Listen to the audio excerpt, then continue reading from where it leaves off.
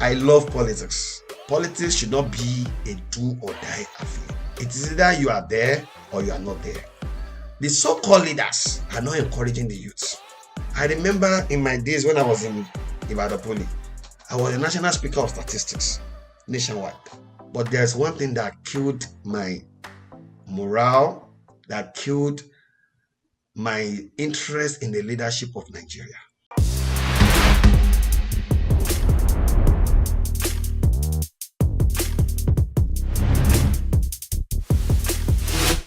I love politics. Most of the political posts that I've earned in life till today, I never forced myself there. And that's how life's supposed to be. Politics should not be a do or die affair. It should be a thing that it is either you are there or you are not there. The government progress.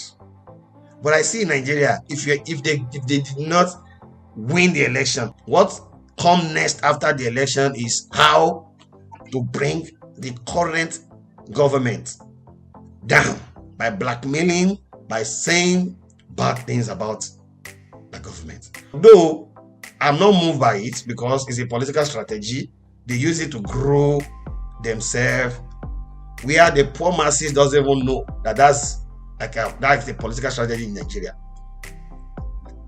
Let's look at it. Look at when Tinubu became the president. You can see Tinubu, Peter Obi, Atiku. Sometimes you see them in party, they greet themselves, they laugh with each one another. Yet, you followers, you macheting yourself, bullying yourself because of these people. Let me just summarize my own birth. I was born the time my father became a state honorable under the Oyo state government. The so-called leaders are not encouraging the youth. I remember in my days when I was in Gospelic, I was the national speaker of statistics nationwide.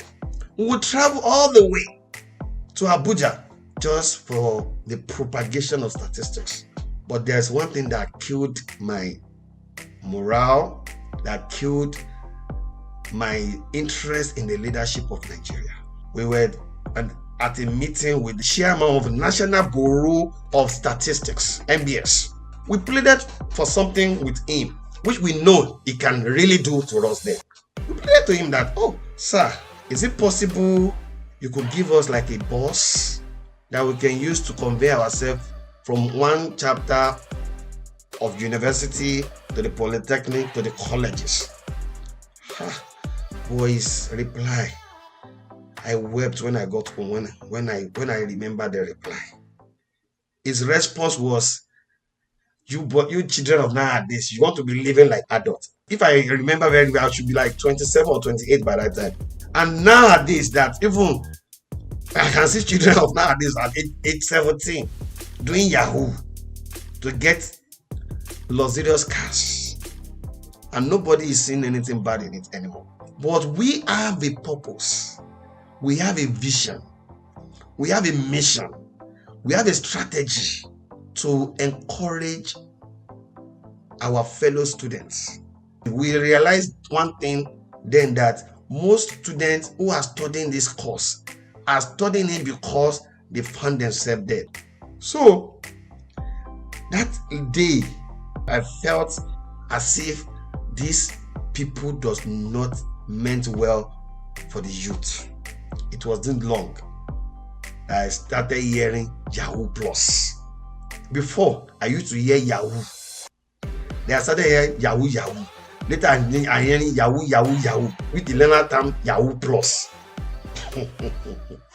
Everlasting Father. So, our politicians should stop oppressing the poor masses. All our old politicians to allow the youths to lead. I remember I said this thing during my speech when I was the acting president of my secondary school alumni.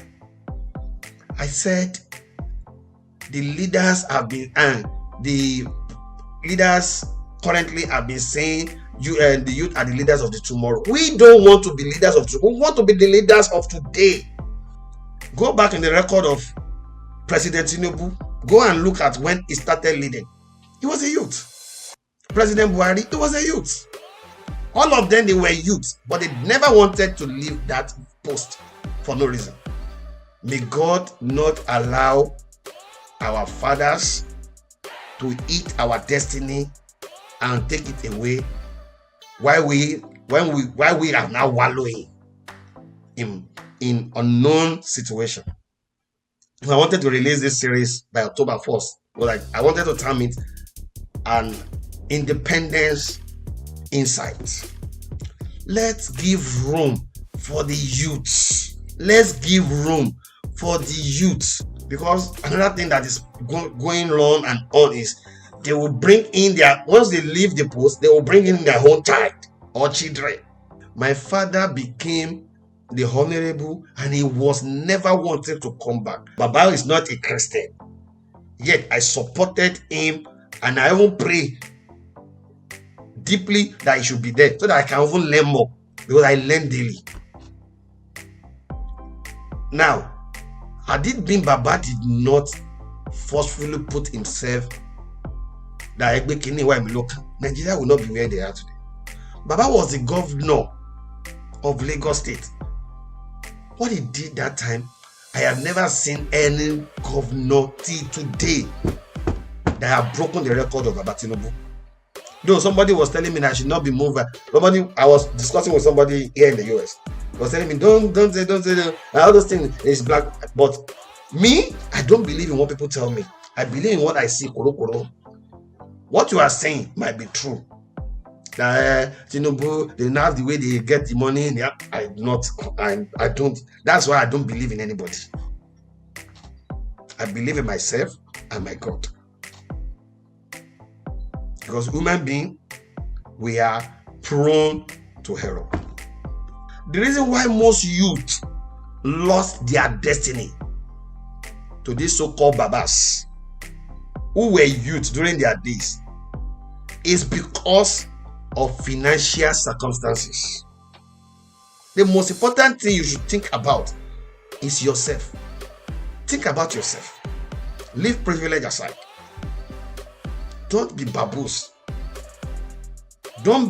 Because one thing I told God when I lost my mom was this.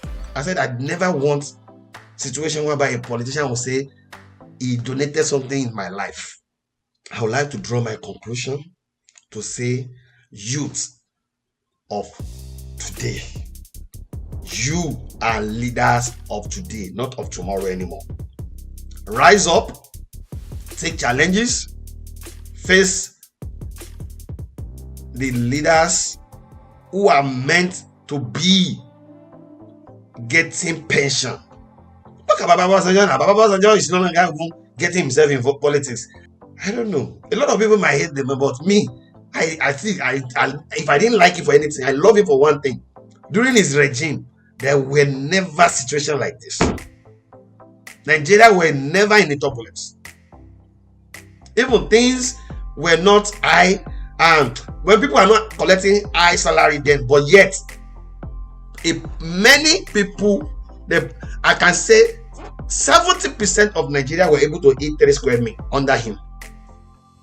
Go and look at it now. You can't get up to 20% of Nigerians eating 3 square meals.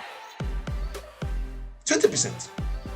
Not quite long ahead, our president flew out to go on vacation.